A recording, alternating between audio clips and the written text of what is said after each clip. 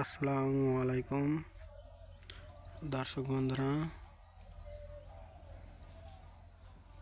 আমার গাড়ালগুলো ফাঁকা মাঠে ঘাস খাচ্ছে।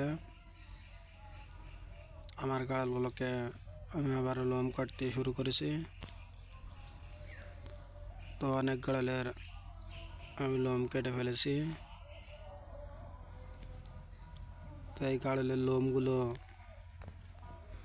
আমরা কিভাবে কাটি, কতদিন পর পর কাটি,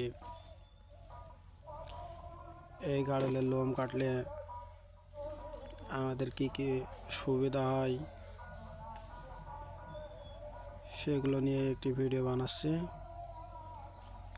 তো সেই ভিডিওটি দেখতে হলে আমার চ্যানেলটি ঘুরে আসুন।